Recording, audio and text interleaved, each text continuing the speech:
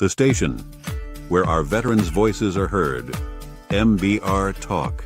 Hey, thanks for supporting our channel by watching and listening. Find us on the web at mbradio.us.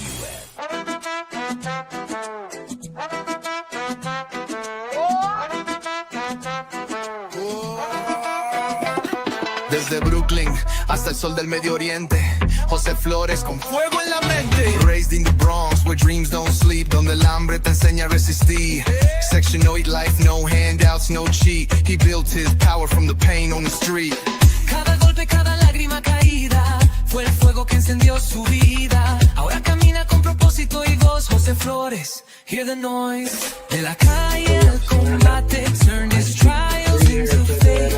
Con disciplina y con fe, now he rises every day. From the block to the world sin temor. If you ever need a haircut, so that these kids can learn how to play instruments or want to, not just learn, but want to. But I think that there's a major shift. Iraq to Korea, he led from the front. Now he lifts others, never just stunts. Hoy es mentor, líder, amigo.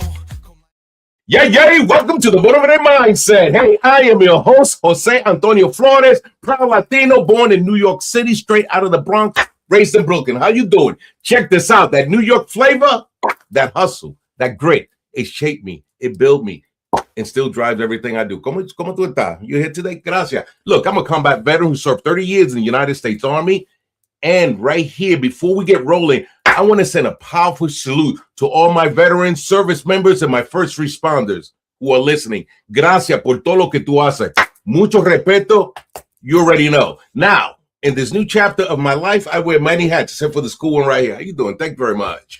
So what kind of hats do I wear? Look, I'm a motivational speaker, a certified personal trainer, a certified mediator, and yes, an end-of-life death doula, mi gente. But here's the truth. Behind all those titles, right? I do what I do because I'm called to serve, right? That's what it's about, mi gente, because I know what struggle feels like. Yo lo siento todo día. Because I know what it means to fight for a purpose and to help others find theirs. Every day, my mission is simple. You know what I'm saying to you? To inspire, to uplift, to challenge. To be a reminder that no matter where tú empezaste, where you started from, you can redefine your life with heart, discipline, faith, and relentless drive. That's why this podcast exists, mi gente. The Motivated Mindset is where we talk about resilience. We talk about culture, optimism, discipline, and the courage it takes to keep pushing, bam, when life wants to swing you down. Bien duro. You know what I'm saying? Because here, we keep it real. New York City real. You feel me? Straight talk. Bronx humor, how you doing? You've been working out, right? Cars in the yard, zero sugar coating. You're going to laugh, reflect, get fired up, maybe even shed a tear. You got any more onions, baby? You know what I'm saying to you? But I promise una cosa, one thing, you will leave here, my fuerte, stronger than when you press that play button, because this isn't just about motivation, mi gente. You feel me? It's about transformation, okay? And one last thing before we start, right? If you vibe, get that what's up with what you hear today. You hear me? If this conversation that you hear inspires you, you feel me? If you appreciate the interview, the energy, yay, and the message, all I ask for you is to support the YouTube channel. Check it out. I'll have it back up again. Hit like, subscribe, and share it with someone who could use a little motivation, mi gente. Your support helps keep this powerful guest coming, meaningful conversations, and purpose-driven content straight to you. Well, you know, through the internet, right?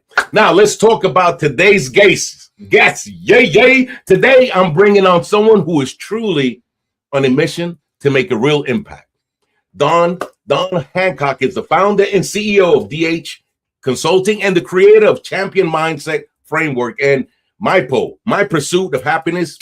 With over 30 years of experience, she has helped students, educators, families, and professionals build confidence, strengthen communication, and develop real world life skills that actually stick.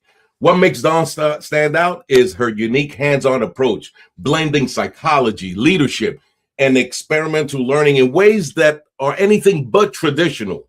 Okay.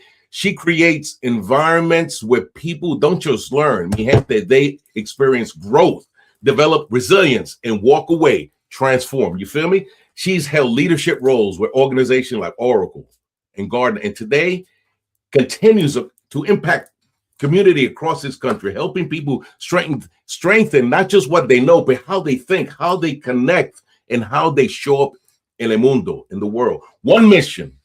One woman, one mission, make a difference now, ahora. All right, family, let's get into it. And this is the motivated mindset. All right, so we're about to make this happen. The interview of the week is brought to you by Jersey Mike's, a sub above. Don, welcome to the motivated mindset. Thank you, Jose. I really appreciate that. Listen, I got to give you your flowers right now. You come with so much energy, so much motivation, and it's real, it's authentic. I can feel it. Like I was just smiling the whole time listening to you. So thank you for what you do, and thank you for all the gifts that you give to this world. Thank you for being here, and thank you for having me. No, gracias. Much appreciated. Thank you so much, Don. I'm just so glad to have you on here, and we're going to kick this off. And people want to know a little bit who Dawn is. You know, what makes her click? ¿Quién tú eres? How much time do you have? No, we don't have that much time. No, I'm just kidding. So a little bit about me. I'm from Maryland. I was raised and born and raised in the country in a small town that most people have never heard of. But I grew up on a small farm. And I say that because it makes a difference. We had chickens. We grew everything from corn to potatoes and kale and cabbage and beans and peas and everything. We had a little orchard. We had 2 cherry trees. So the way I grew up, the reason why I mention is because I grew up pretty slow. But once I got into the corporate world, I started to grow up really, really fast, and things were different. But what led me to being here with you today, wanting to ask me some questions about financial literacy and about money, is that the smartest person that I ever knew, that people used to go to for advice, that could answer all the questions on Jeopardy, that person was my father. And my father was struck and killed by a drunk driver.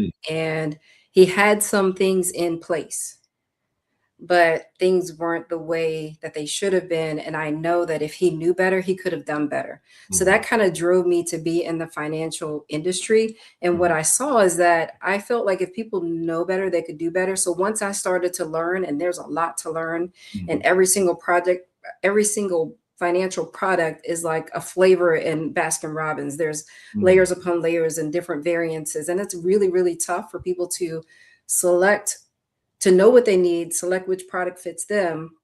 And I feel like people are really vulnerable. So that led me to establish a financial education company. Now, nowadays they're everywhere, but back then there weren't any. And I knew there was a need. And I knew that all I wanted was a little slice of pie, get my foot in the door, give people what they needed. And I developed a system that helped people to write their own financial prescription.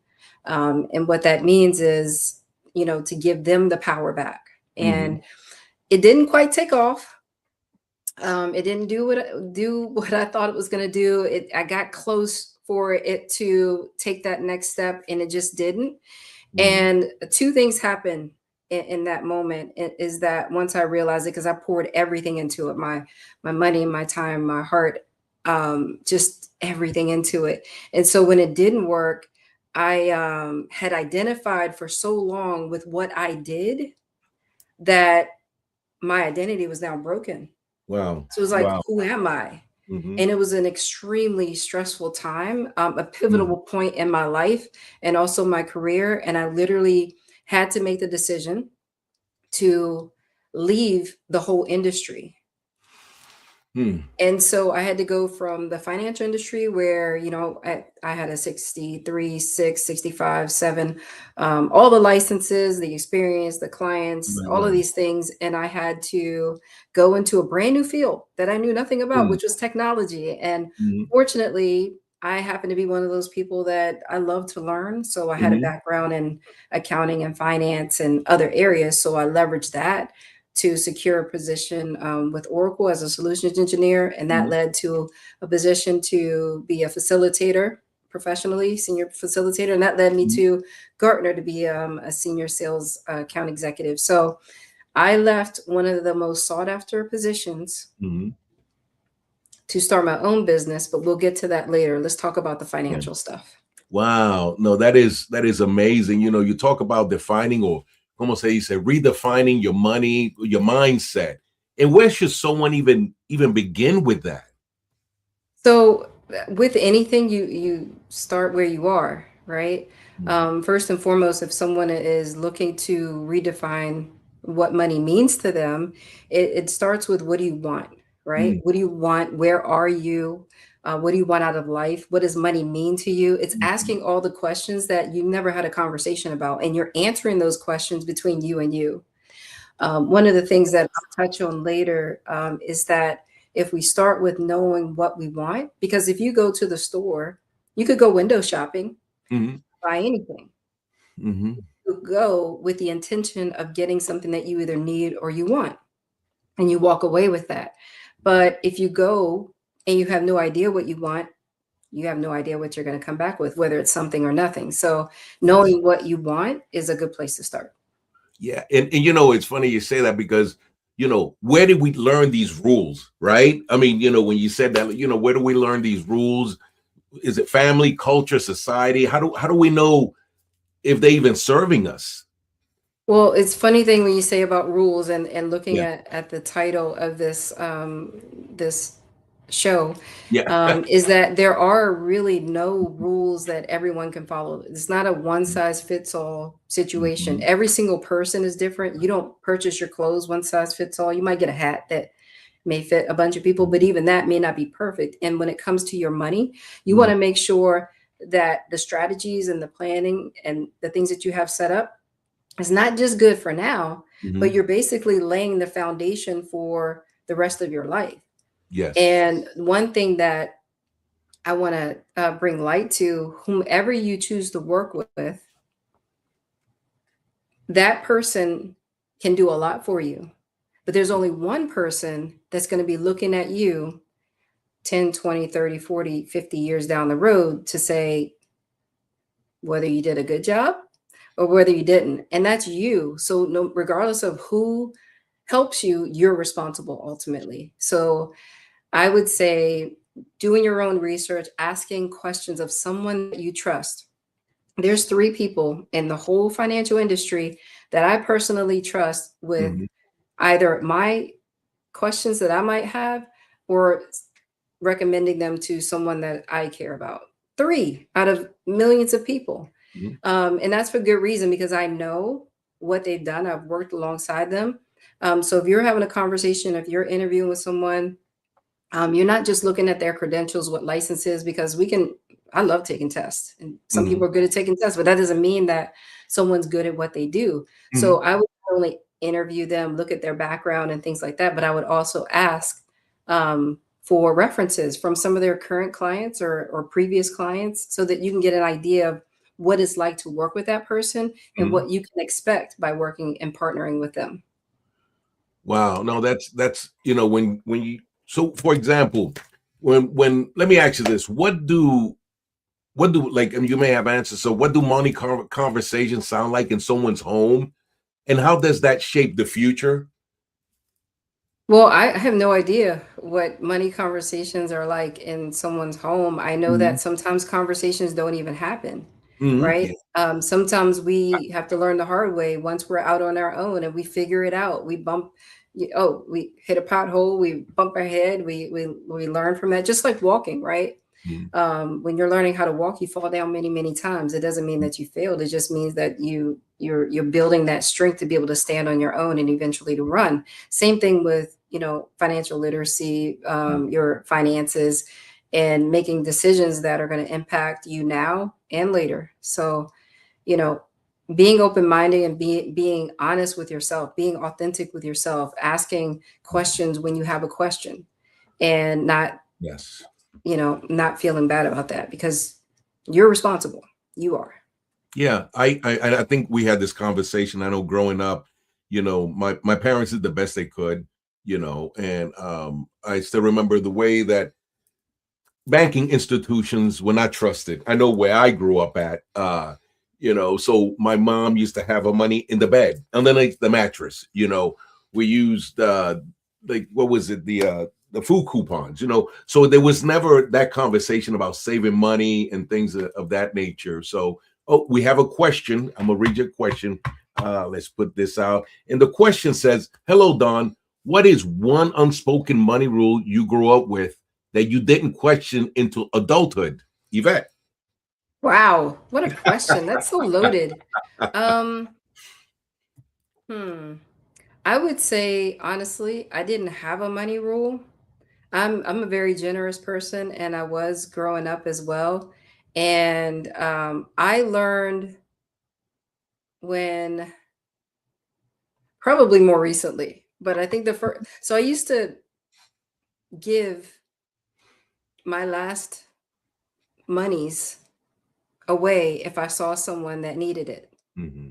I remember seeing a homeless person for the first time because I hadn't seen that when I was in college, and I had $20 that was supposed to last me a while. And I saw somebody, and it just touched my heart, and I gave them what I had. And so I went with nothing, so that person could have, and they probably had way more than me, now that I know. But one lesson that I didn't learn until later was that I have to be responsible for me first. And if I take care of me, then I can reach back and help others. But I can't do that unless I take responsibility to make sure that I'm okay. So giving is great, and I love doing it. There's not many things that I like more than, seeing someone smile and just being generous. But I have to do it responsibly. That's what I've learned. Gotcha. That's pretty deep what you just say, because so where should money actually fall on our list of life priorities? I can't answer that question. We have to answer. That's one of those questions that you have to answer for yourself. I'm not a person that, there are many people that will tell you what you should do. I'm not one of those. So I like to ask you, what's important to you? What do you need money for at all? Like, typically, usually we do things because we either need to do it, or we feel like we have to do it, or we should do it, or we may be behind. You're never behind the curveball. You start where you are. So don't ever beat yourself up for not doing something when you were 20 or 30, or, oh, look, I could have been here. Don't ever compare yourself to someone else, because everybody has to walk their own journey. You never know what someone else has gone through, and it's never too late to get started. Yeah, no, you're absolutely correct. Because sometimes I know in life is, especially once you have children, or even before, it's just getting ready, what money, and sometimes you didn't know you needed that money until that situation happens, and then you look back and it's like, wow, well, I should have saved, and so on, for different situations. But when we talk about like strategy and, let's say, financial foundation, what does it mean to, let's say, protect your most valuable asset, and what is that asset for most people, you think? Yeah, that's a good question. Most people, when they're thinking and talking about money, jump right to the fun part, which is the investments. I call that growth. But the way that my philosophy, and everybody has their own philosophy, I always like to start with protection and protecting your most valuable asset. And what does that mean? It is the thing that the most valuable financial asset. Let me be clear. Obviously, our lives are priceless. But if we're talking about money and finances, someone may look at someone who has, homes and cars and vehicles and investments and say, wow, that person has a lot, right? And if this person is a young person and they look at their balance sheet and they don't have much, they may be thinking, I don't have anything because I don't have a bunch of savings and I don't have investments, but they do have something that other person doesn't have. And that's a long runway to earn an income, right? So if someone's 20 years old And nowadays, retirement age just keeps creeping up and up and up. But that means they have about 45 years more to work. So you take what they're making now, add some little bit of inflation if you want, but multiply it by 45 and tell me if you're not in the millions, right? So that's a valuable asset that most people don't realize that needs to be protected, because 25% of people will experience some kind of income loss due to illness, injury, or sickness. Yes. So that's an asset that most people don't realize that they're protected, or they haven't really, until you go through it, you don't know what you have. But there's a saying that you want it to be good, or there's a saying, it's better to have it and not need it than need it and not have it, because then it's too late. So that's called, I call it paycheck insurance, but it's also called more formally disability insurance. And most people think that they're covered at work, but I would challenge you to figure out what your policy looks like. And I can almost guarantee you that you're going to be good for the first year, maybe for the first 2 years, but then the whole definition changes and is not meant to replace your income for the rest of your life. So therefore, you might be in a position where all you need to do is supplement that versus, handling it all on your own. But I would encourage everyone to take a look at their definitions of what disability means and what's covered. And if you're confused by that or intimidated by that, that's okay. But find somebody that you trust to look at that for you, because it's pretty simple. It's usually only 1 or 2 pages from a group perspective at work. But it's something that you can simply solve. And if I had a whiteboard, I would do this. But if you're thinking about, well, wow, that, if I'm protecting millions and millions of dollars, how much might that cost me? But typically, I used to do an example where if you have person A and person B, person A is making 100% of their money. And if something happens to them, they don't have any coverage, they get 0. Person B makes 100,000, but they take 3,000 to protect their income. And if something happens to them, their income is replaced around, let's say, 60,000 or 70,000.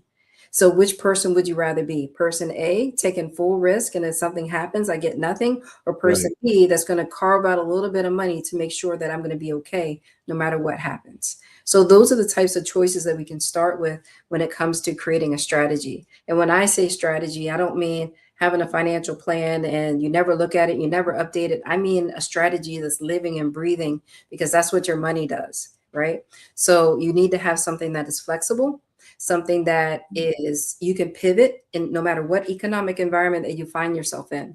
So as you know, markets change. That's real estate market, stock markets, interest rates go up and down, inflation changes all the time, taxes, right?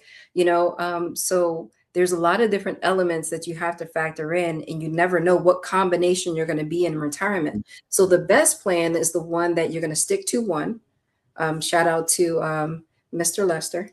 The plan that you're going to stick with is number 1, and 2, one that's going to give you the most flexibility and the most access when you need it, and you never know when that's going to be. Wow. We're going to take a quick commercial break. But when you come back, you have mentioned that you used to be a financial strategist, and we want to know what you do now. And to my audience, if you have any questions after the break, please have it in the comments, so we can answer them. So we're going to take a quick break and we'll be right back. Here we go.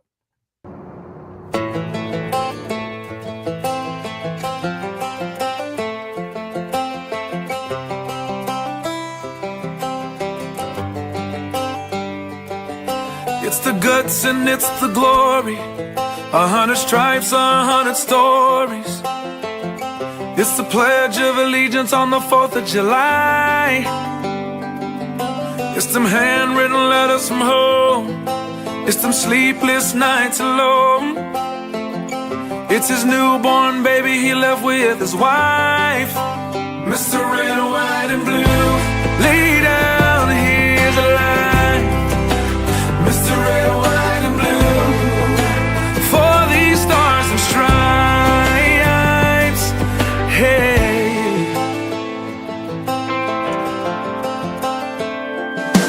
From the fields of Indiana to the swamps of Louisiana, to the golden coast of California, Uncle Sam's the only only family he's got. His purple heartbeat won't stop. And his 18th birthday was the day he was born. Mr. Red, White, and Blue, lay down his life. Mr. Red, White, and Blue, for these stars and stripes. Mr. Red, White, and Blue, stand on the front line. Mr. Red, White, and Blue, pay the ultimate price.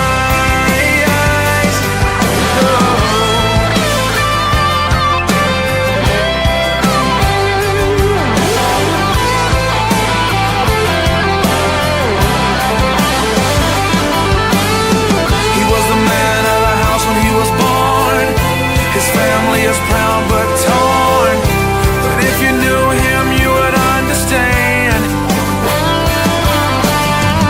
He was raised on how to be brave, just to see the flag still wave. And then he came home with only one hand. 'Cause Mr. Red, White, and Blue lay down here to lie. Mr. Red, White, and Blue, for these stars and stripes. Mr. Red, White, and Blue, stand on these front lines. Mr. Red, White, and Blue, he'll pay the ultimate price. Mr. Red, White, and Blue, lay down his life. Mr. Red, White, and Blue, for these stars and stripes. March in line, march in line. Hey. Hey.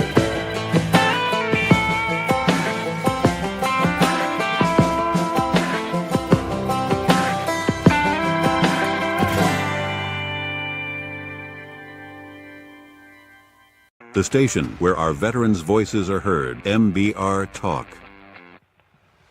Hey, thanks for tuning in. Welcome, Quack. Program are those of the speakers and do not necessarily reflect the views or positions of any entities they represent. The web at mbradio.com. Oh, wow, welcome back to the Motivated Minds. That song just motivates me. Yay. Okay, I had to get that out. All right, sorry. Okay, so hey, we're back. Thank you, Don. We have Don back, and we have a question. So let's see. It says from Terry. What's up, Terry? Yay. She says, great information. It is good to have a living and breathing financial plan. Disability insurance is definitely good to have.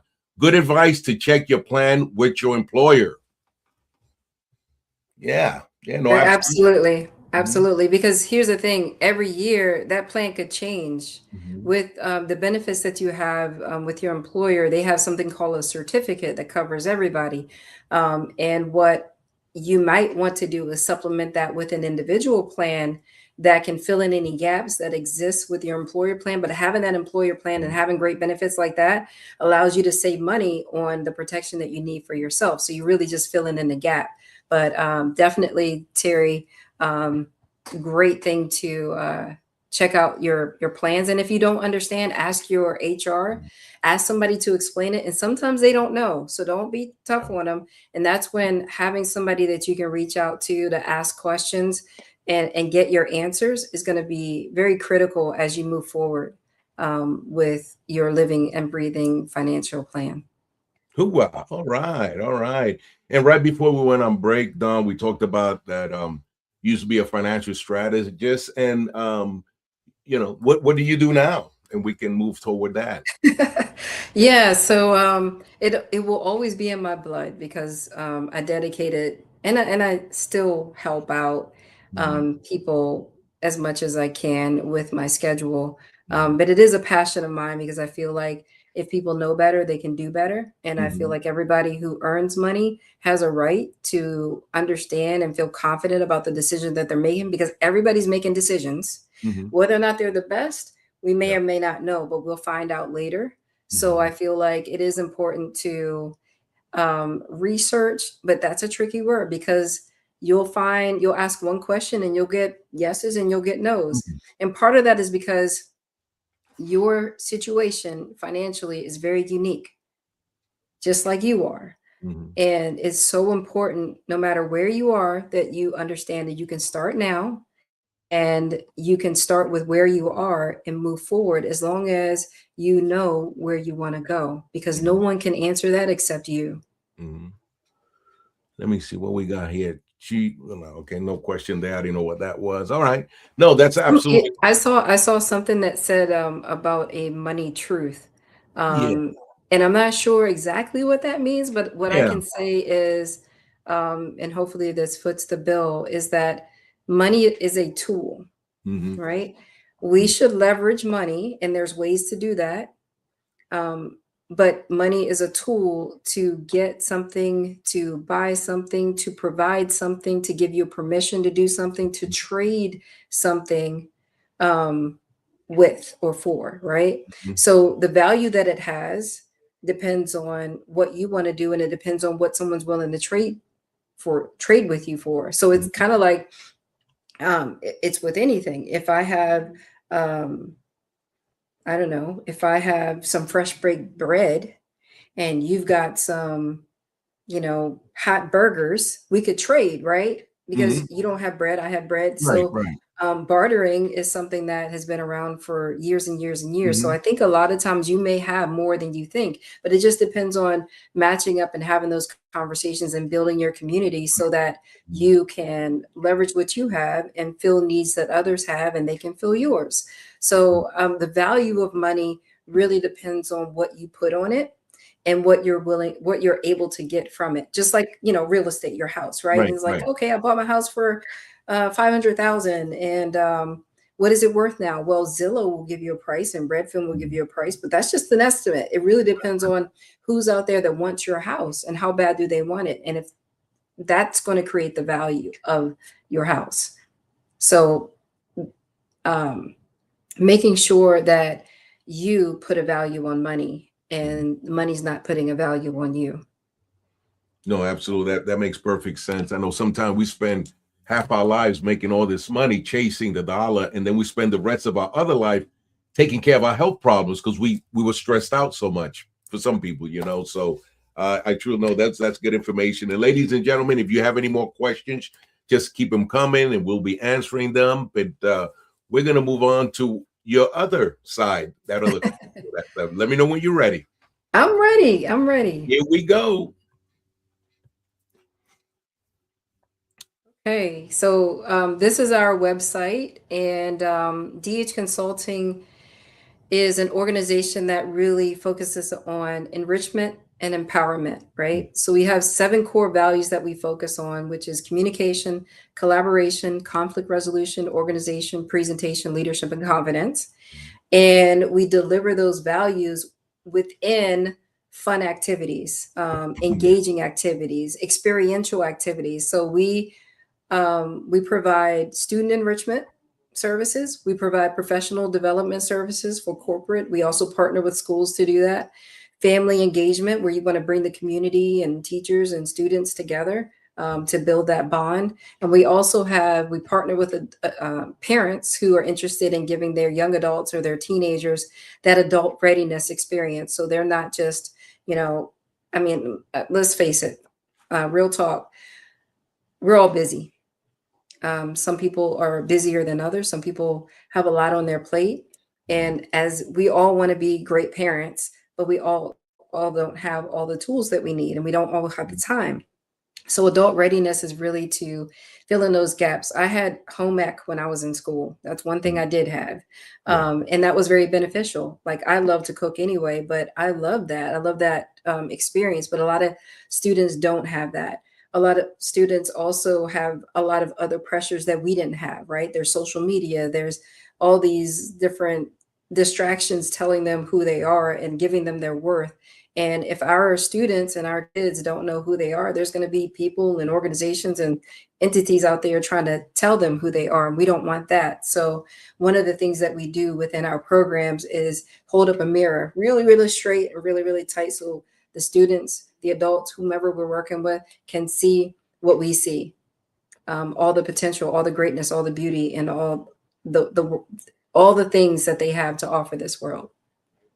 Wow. Okay. So yeah, so those are our services Mhm. that we do. It's super duper fun, and I would say that the professional development is super fun because within every adult there's a big kid, right? And Yes. so when we do our professional development services, we see the kids come out. We see that part of you that we're on the sandbox again, right? We're safe, we're comfortable, we're having fun. And when that happens, now the learning can begin. Now we have meaningful conversations that you have leaders, executives now able to kind of like look at different angles of a challenge or a situation, look at change management, look at the lack of resources, look at the the problems that need to be resolved like yesterday, and leverage each other's talent and brain power to things out. Cool. And we have a question from my brother Tony. Good to see you, brother. His question is, what is the biggest challenge you are having with working with the youth? Honestly, I would say the biggest challenge I have with working with the youth is not being able to work with as many youth as I'd like to work with. There are many challenges that I see that the youth have, but I don't have challenges working with them. I would say that one of the things I noticed this specifically in my last student enrichment session where we were having we always have a forum at the end. So we do a fun activity, we do baking, we do art, we do something really, really fun. And then we have a conversation. And in this particular time, I let them all choose their own boomerang. They got to choose whatever color they wanted. And we talked about what a boomerang was and how when you throw a boomerang, it comes right back. So we leveraged that example of a boomerang to talk about our actions, our words, and our impact in our environment and what we're doing and how that will come back, right? Just like a boomerang. And I challenged them to teach it back to me. And then I challenged them to teach a friend, right? And one thing that I noticed was that the eye contact was not here.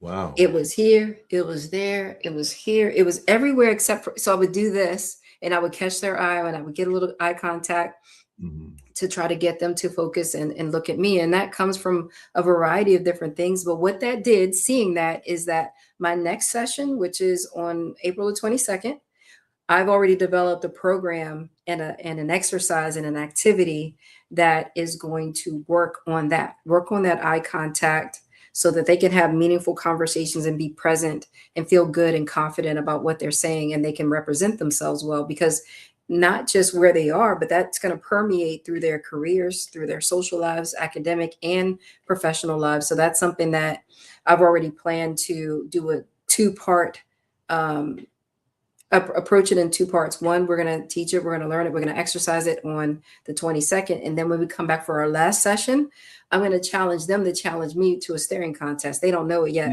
That's going to be fun. And I always have big prizes. So they will all have an opportunity to practice and come back and challenge and show me how much they've worked on it, how seriously they took, and the importance that they're putting on it and the effort that they're making. So that's kind of how we always develop our programs around the need that the organization or the school has. Whomever we're working with, we want to know, what is the challenge? What would you like? What's working? What's not working? How can we? We'll figure out how we can do it, but we need to know what good looks like and what are our success metrics so that we can hit those and exceed them, and come back and do more and partner with you. Wow, that's stupendous. That sounds great. And I have a question, Dawn. So when you, like, for these, do the parents do they have the option of being there if they want, or it's just with the children? Yeah, so there's student enrichment, which is just our organization with students. Okay. There's family engagement. Now that happens with the parents and the families and the students, and sometimes also with the teachers. So that is a whole different experience. And so much happens in that doesn't, like, conversations happen that don't happen at home. They're outside of that environment. The students aren't in class, the parents aren't at home, and they're having a fun, interactive, engaging experience together. And then that's when I'll always say that once we have that and all of the stress is gone and now we're just all laughing and playing, now we can have real meaningful conversations. And I listen to, and I don't speak Spanish, and you know that, SOCKS. I listened to a grandmother who was speaking Spanish to her 2 grandchildren, and I didn't know what she was saying, but I could feel every word. And those kids were just like standing there, like, I know that conversation, she expressed to them her love for them and an admiration, and they were just soaking it up. And that embrace afterwards, those are the types of moments that happen when we have our family engagement, because they have an opportunity to, I would say, confess their love in an environment that they wouldn't otherwise. Other people are looking. There was over 100 people there, right? But the students were proud to say how much they cared about, how much they loved and how much they appreciated their families. And then the families had an opportunity to say something meaningful in front of everybody to their students. That was pretty powerful. Cool. We have another question, and it says, where do you teach? At schools, online, virtual, at the communities? So our programs are mobile. So we typically will go to, whether it's an organization, community center, school, or corporation, we take all of our, if it's a baking or cooking activity, we have commercial ovens, we have a whole crew and professional tools and supplies that we do, so that we have a high quality experience. So we go to the location for now until we get our own space, and we're not there yet, but I'm looking forward to it. All right. And we actually have some show and tell. Oh, okay. Are we ready for that? Let's do it. All right, here we go. Okay, so this is an event at the Washington Stadium. It was for teenagers, and I got a chance to listen to them. And I still have some of the sticky notes that they wrote down. I asked them, what was the worst thing? I could see what you can tell what needs to be addressed. And we were talking about confidence. And I was like, what's the worst thing that someone said to you? And what I heard was, you'll never make it. These are football players, young football players. You'll never make it. You're not good enough. You're ugly. And I'm talking about, I'm looking at beautiful, beautiful kids. Right. And I shared with them, I was like, we had a heart to heart, and I shared with them, hey, I've heard that too. It's not just you. Do you think that I'm ugly? And they said, no. And I said, and I think you're beautiful. I think, so it's like pouring back into them. And again, holding up that mirror is so important, that they begin to see themselves and they see the good and the potential that they have. So that was a really, really meaningful event. And I was so grateful that we had an opportunity to participate in that. Okay. All right.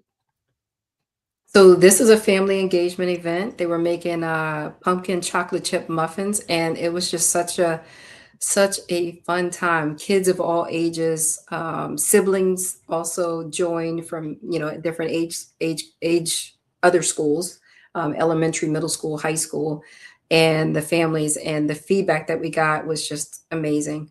They had a great time. They got to do something. They got to taste what they made, and everything was from scratch, and the whole nine. And so many smiles. All I have to do before I go to sleep at night is just have a little flashback of one of the smiles from the thousands of smiles that I get, and it just fills my heart. And it's such a treat. I'm honored to do what I do. Stupendous. Here's the next one. Yes. So this is to the left.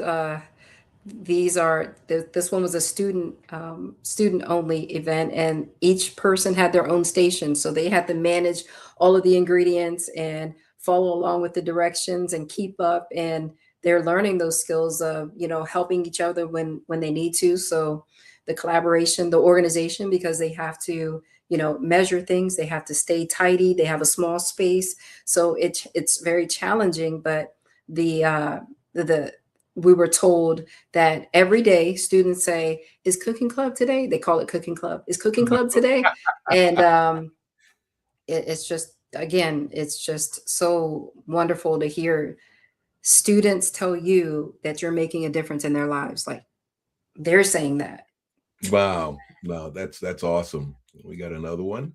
Here we go. Okay. Oh, professional development, one of my Ah. favorites. So, yeah. So on the left-hand side, that's a life-size Tetris apparatus that you see there, and in the middle that's the chief or deputy chief of police and some other leaders in Baltimore City. They were challenged with making something that they had no idea they were going to make, and they were competing against other teams, and there's a lot of change management practice in there, but it was super fun environment. And on the right hand side, that was the end result. There was some really, really tasty things that were being made, and they were surprising themselves at their creativity and how much fun they had. And the conversation, more importantly, was, as you say, stupendous, right? We solved a huge challenge amongst ourselves that we didn't even know was there. So the activity and engagement brought out a challenge that we really literally had to work and walk through right then and there. And with everybody's input, it was just amazing. Wow. So that is beautiful. And I think the next slide is your contact, but we have one more question that I just got from somebody. Let me see if I can bring it up. I'm juggling a lot of things in my head. Oh yeah, I got you. You know what? Let me see, because this one we'll answer this one toward the end because it's a money question. That's okay. We're gonna that way we stay on task with well, yeah, we're gonna, I just saw it right now, and we're gonna get to it. So I'm providing, the next slide is how people can get in contact with you, and if you can explain what we have. Okay. So on the left-hand side, I believe that's my website. And on the right-hand side is my Instagram. I am I'm in the process of looking for social media help. So if anyone knows someone that can send them my way, please. I need help in those areas, whether it's LinkedIn, Instagram, YouTube. It's growing. We have it, but it can be much better. And in the middle, Champion Mindset is our flagship brand. MIPOH does still exist, but it is coming soon as a membership experience. So right now it's in the phase of being developed and coming soon. But yeah, Champion Mindset is all about enrichment, empowerment, and we all have the answers. We all have something to give, and sometimes it's just a matter of having somebody to listen to, giving you an environment to explore other resources and practice those skills that are in there that just need to be a little sharpened. Okay. All right. And as we get ready to close, we're coming down. Is there any last things you want to say about your programs? I know we talked about some of the different programs that you have in workspaces, but any last words on this and what we've discussed so far before I hit the money question? Yeah, I think that if anybody's out there who has to have professional development and isn't eager for the next one, it's a huge opportunity connect me with your HR professionals or whoever puts together your training, and I can guarantee you that you're going to have a fun time. It's not going to be something that you'll want to miss. So I would love the opportunity to do more of that in corporate settings as well as other schools and other organizations. So that's one thing. And the other thing is, if you have if you're a parent and you have young teenagers or young adults that you think could use a little brushing up on their skills as it relates to adulthood and preparing for that, whether it's interviewing skills, cooking skills, independent skills, things like that, send me an email, reach out to us, check out our website. There's a way to contact us on there. And then for student enrichment and family engagement, if you're part of a school and you want to see what we can do to help out and enrich and enliven your organization and community, reach out to us and we'll be happy to make that connection and partner with you. So thank you so much for that opportunity. And here's the question: if you can give one money truth to every person listening, what would it be? If you could give one money truth to every person listening, what would it be? Pressure of just one. I would say this. I would say it would behoove you to find someone who you can trust, to partner with you, to be on your team, to be your go-to, to answer questions. I'll say there's a very successful, prominent, popular person that I would say, I don't know, 10 years ago, found me on a website and said, hey, I read your profile. We had a conversation. She's like, I want to work with you. And so do your research. You know, there's a lot that you can get as far as information on people, but more than that, having that conversation, having that face-to-face, finding someone that you can trust, that you can ask questions, that can be in your corner, because it's not simple. It's not vanilla. There's so many different, it's not about what products you have. It's about the combination. It's about the strategy. It's about the plan. So you want to have somebody that is fully engaged and fully committed to being on your team and seeing you successful. Okay. And we have another question here, which deals with money. And it says, what's one small money habit that we can start doing now that can be that can create a big shift in our life? I would say appreciate what you have. No matter how much it is, appreciate what you have and acknowledge the fact that this is where you are now. This is not where you have to end up. You don't have to stay here. But also know that you're worth more than the money. That the air you breathe is worth more than the money. Your health is worth more than the money. Yes. Right? The time that you have is worth more than money. Money can buy things, but it can't buy another you. And it can extend your life. Right? So just make sure money is in its place. Whatever that place is, make sure that you're assigning that position to it. No, Don, that's thank you for dropping that golden life stuff. It's about happiness. And I learned a lot always. I always learned a lot, especially when it comes to money and not letting it control me, you know, and it's all good. And any last words, anything we didn't cover that you would like to say on any subject as we get ready to close this down? I just want to say thank you, Jose. Thank you for being you. Thank you for always bringing the energy. Thank you for being that person, the end of life doula. I don't think that you understand how meaningful and impactful that is on behalf of the people that are experiencing it, but also the families, right? So doing what you do, I just want to say thank you for doing that. And thank you for having me. And I appreciate you. So yep. It was a pleasure having you. Yay. Yay.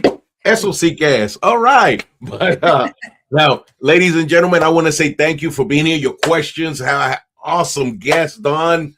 I want to say thank you for bringing your soul, your spirit, your love, your authentic you showing up. It's beautiful, you know. So I just want to say gracias for everything, and to my audience, I hope you took something away.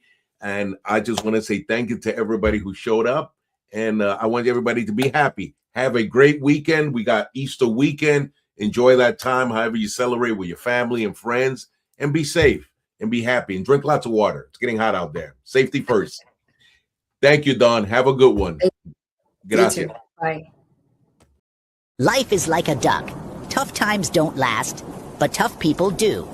Here at Military Broadcast Radio, we're teaming up with our friends at Die Tired, the veteran-friendly music band spreading strength, resilience, and mental health awareness, one shirt at a time. And check this out. Their brand new shirts feature broadcast beaker right on the breast pocket.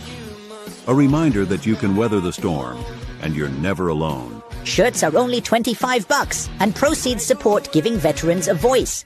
MBR's mission to teach veterans how to podcast and videocast. Because when our vets are talking, they're not overthinking. They're not second-guessing. Together, we stop the 22 stigma. Grab your shirt today at mbradio.us and hit the shop. Or go directly to toramerch.printavo.com/merch/dietiredband.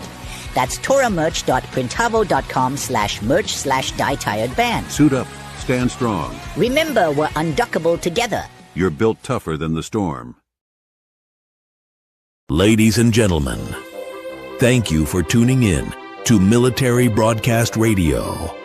As we wrap up today's show, we want to remind you that the podcast of today's episode will be available right after we go off the air. So if you missed any part of the show or want to listen again, be sure to check it out.